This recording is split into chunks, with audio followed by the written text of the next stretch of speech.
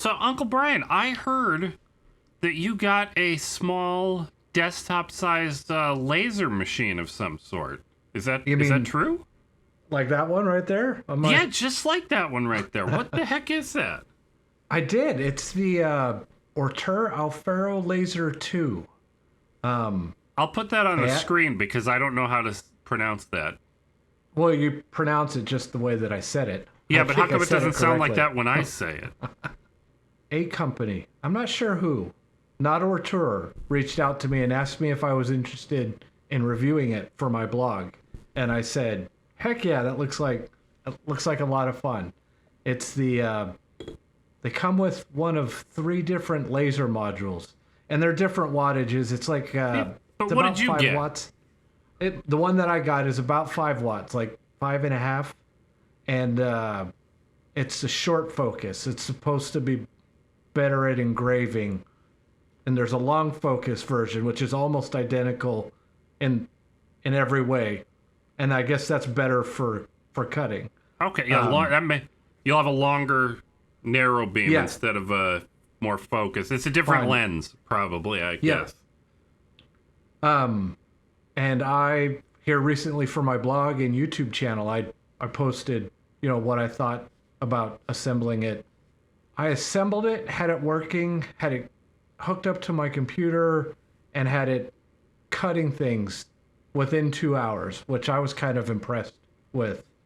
That's not too bad. What sort of stuff are you able to put in there? What have you done?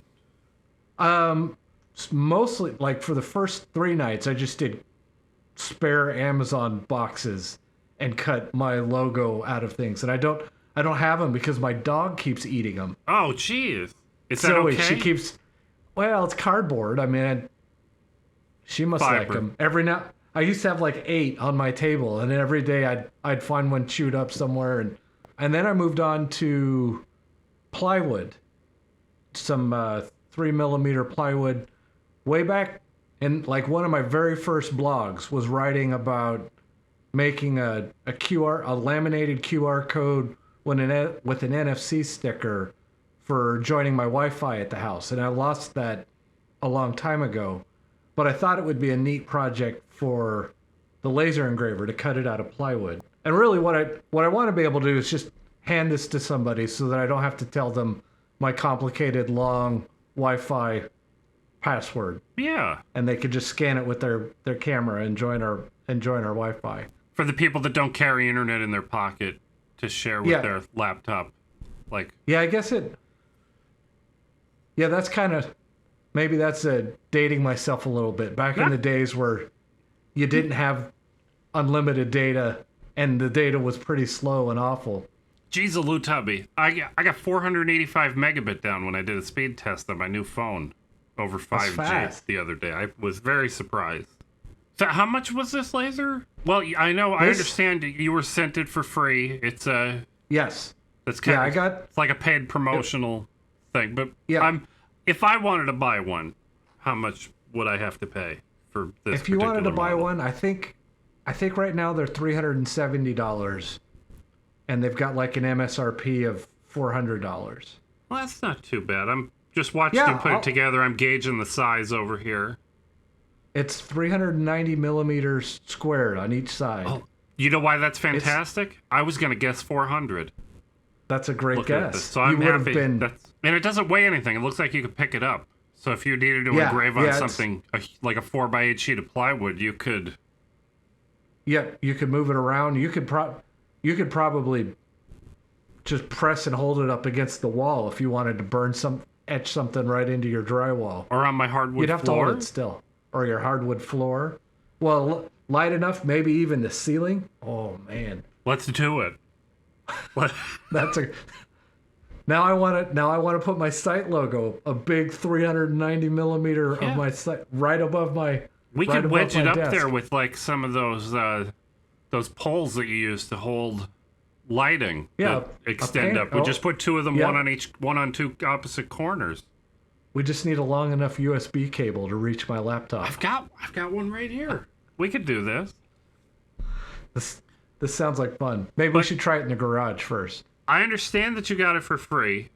And I just want to make sure everybody knows that, just in case I edit one of the other times I've said this out. But would you pay $387 for this? 380 millimeters for this?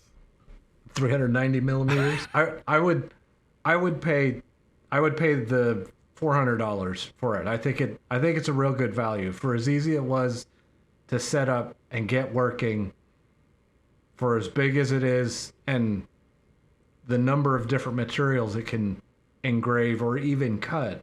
I think it's real good value. I'm impressed. Back when we bought the CO2 laser at the Makerspace, these little lasers couldn't cut anything. They were, I mean, I don't know what their actual wattage was back then, and I don't know that I believe yours is really 5 watts. I don't trust any of the specs on any. I don't trust that ours was 80 watts, the CO2 laser. I don't believe any of these numbers are right, but the numbers don't matter. It's what it can do that really matters, right? But the ones we had 6 years ago that you would buy like this, they were lucky to cut cardboard, and yours just plows through cardboard. And I've seen you cut plywood. Yes. Thin plywood. Yeah, I cut. This guy was cut out of plywood. He's only 3 millimeters though. He's real. Yeah, but even so, that's still a great job, Tubby. Yeah, and I've got I went on Amazon and ordered a virtual cornucopia of just about everything it should be able to cut. Some acrylic and other things. I heard you also got a rotary tool to put underneath. I did.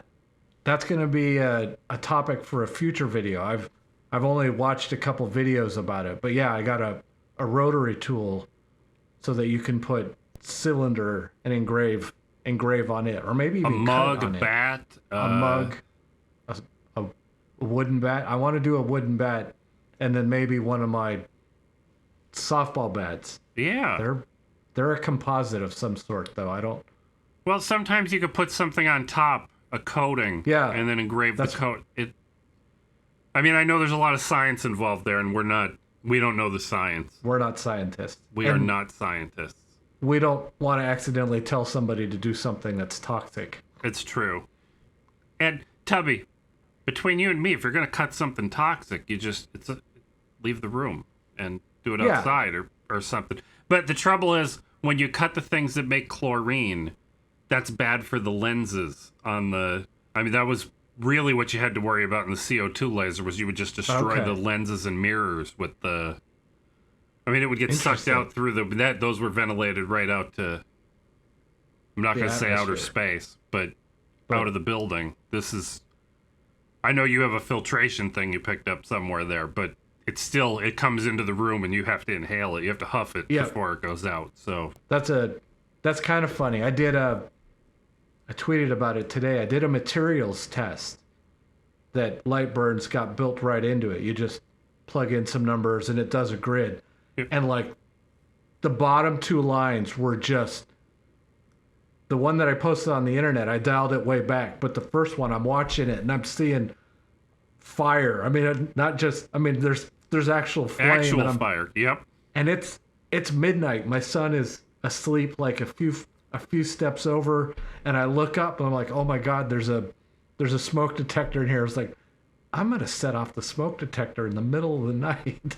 Yeah, I've taken the smoke alarms off the wall to do stuff like. I think I took mine down when I had a laser in here. I had a smaller one that I borrowed from Alex. It's an L-shaped thing. Yours has rails on all 4 sides. This was just 2 sides and much smaller. But do you have anything special you want to tell us, or should we call that enough talking about a laser? I think that's it.